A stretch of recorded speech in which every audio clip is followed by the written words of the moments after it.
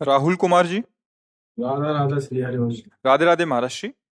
महाराज जी, मन में शांति नहीं है। कभी मन ईश्वर भजन को करता है, कभी नहीं करता। महाराज जी, हम क्या करें? आप अपने कर्तव्य का पालन करते हुए नाम जप कीजिए। देखो, अशांत तब हम होते हैं, अच्छे से समझ लेना, जब हम पूर्व से लेकर अभी तक ऐसे कार्य किए हैं, इसी जन्म की बात नहीं कर रहे, बहुत जन्मों से, जो नहीं करना चाहिए, उसी से हमें शांति नष्ट करके और अशांति का भोग भोगना होता है। अगर हमारे द्वारा सही कर्म हो तो अशांत नहीं हो सकते। अशांत कुतः सुखम।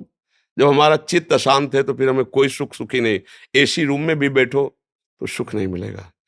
अच्छे परिवार के सदस्य, फिर भी आपको सुख नहीं मिलेगा। अच्छी धन व्यवस्था है, पद व्यवस्था है, फिर भी आपको सुख नहीं मिलेगा। इसका मतलब हमसे कोई त्रुटि हुई है जन्म जन्मांतरों में। अब उसका हमें सुधार मिल जाए तो अभी शांति मिल जाए। क्या सुधार? एकमात्र भगवान का आश्रय लेकर उनसे क्षमा मांगना। वो हमारे जन्म जन्मांतरों को देख रहे हैं। वो कह रहे हैं ना, अहम तो हम सर्व पापेभ्यो मोक्षयिष्यामि मा शुचा।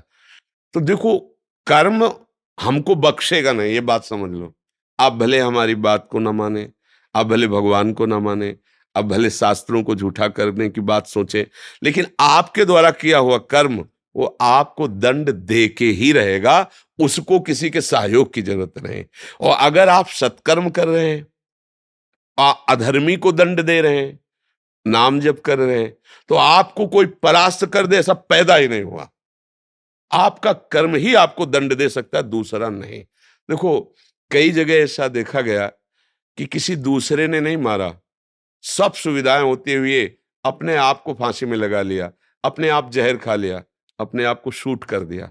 क्या ये कौन करवा रहा है? उसका कर्म ही उसकी बुद्धि में बैठकर उसी के हाथ से उसको दंड दे रहा है। भैया, विश्व में कर्म ही केवल प्रधान है जो तुम्हें सुख या दुख दे सकता है। अच्छे कर्म, नाम जप, भगवद आश्रय, ये आपको सुख ही सुख प्रदान करेगा। बात समझ लेना।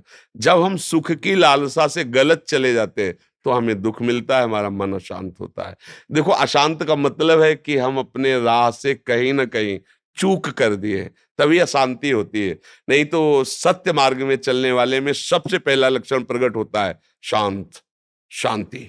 एक हृदय शीतल है, संतोष। नमक रोटी खा रहा है और उसे संतोष है। वो अपने छोटे से परिवार में गरीब भी है, धन नहीं है, पर वो संतोष, वो शांत है, एक प्रसन्न है।